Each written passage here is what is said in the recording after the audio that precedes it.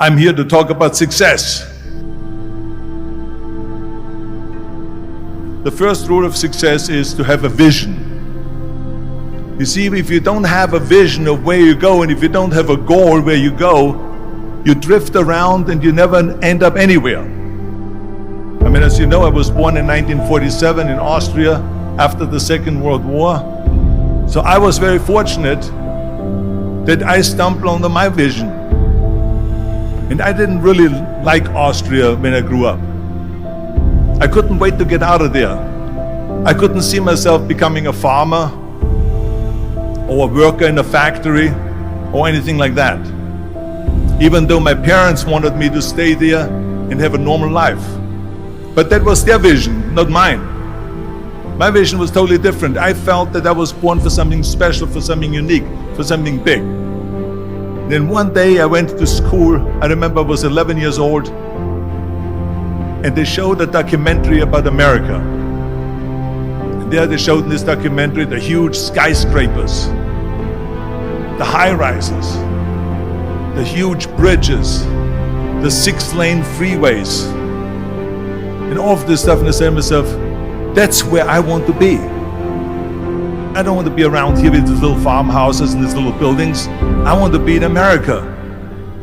One day after school, I walked by a store in Graz.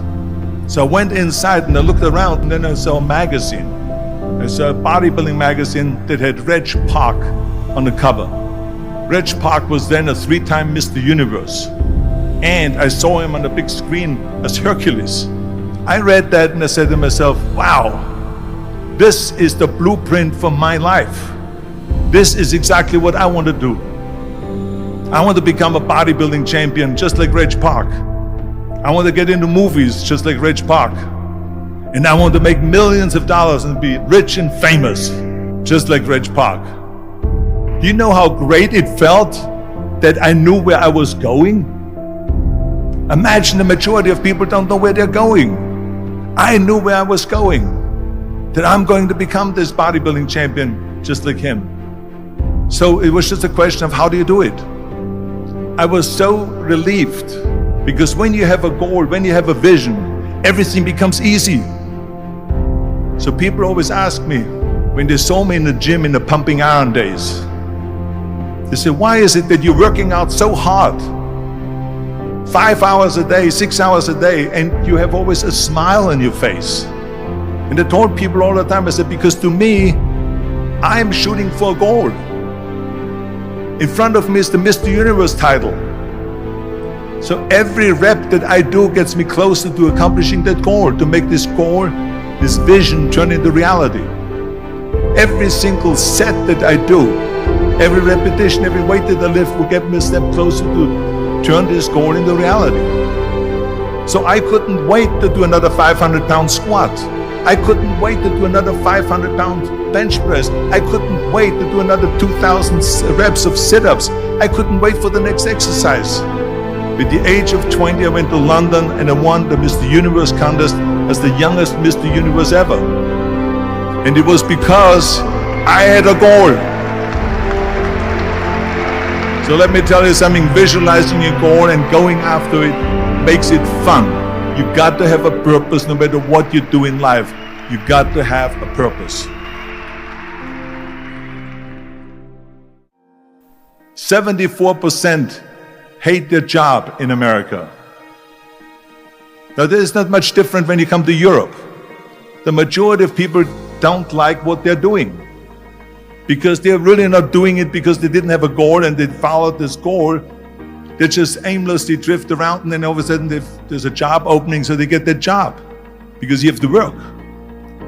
But then when you work, it's a chore. It's work. It's not fun.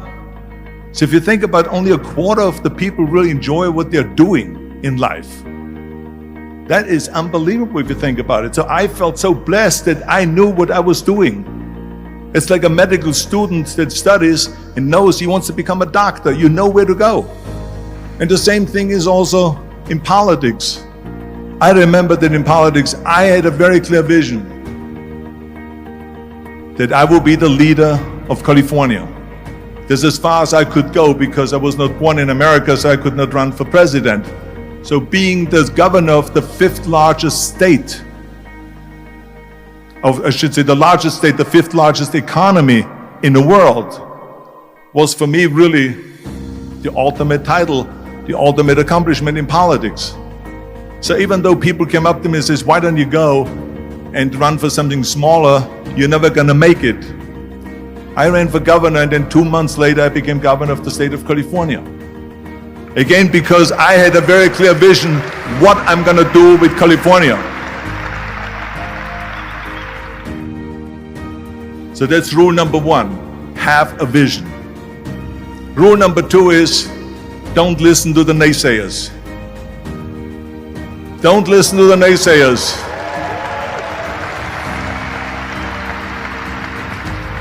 Everything I ever did, the thing that I heard out of people's mouth was, that's impossible. That can't be done. Or no. That is exactly what I heard, and of course I proved to the people that it can't be done. So whenever someone said to me, it can't be done, I heard, it can be done. When they said no, I heard yes. And when they said it's impossible, I heard it is possible.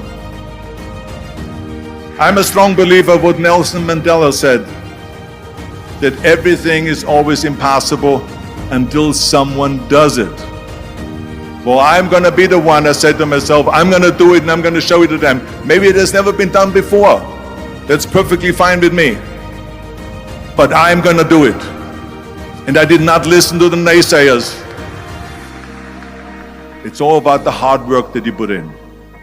I said to myself, in bodybuilding I worked out 5-6 hours a day. I'm going to do the same thing now for acting. And of course I went to college to study English. I studied the accent removal, acting classes, and all of this stuff all day long. I worked and I worked and I worked. And within a short period of time, I made one movie called Hercules in New York, which of course went right into the toilet. But it didn't discourage me. I still had the same vision. And then all of a sudden I did Streets of San Francisco. I did Stay Hungry and Pumping Iron and The Villain. And then all of a sudden I was asked by Dino De Laurentiis and by Universal Studio to star in Conan the Barbarian. And after I did Conan the Barbarian, the director at the press conference said to the press, the director was John Milius. He said to the press, if we wouldn't have had Arnold, we would have had to build one. So think about that. The very body that they said can never be sold because the time is wrong.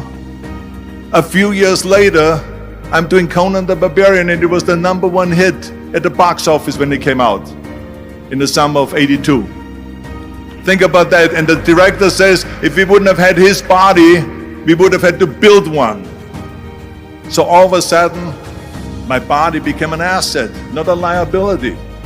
And the same thing was with Terminator. After we were finished filming Terminator, Jim Cameron said to the press, if Arnold wouldn't have had that accent and talked like a machine, I think the movie wouldn't have worked. So think about that.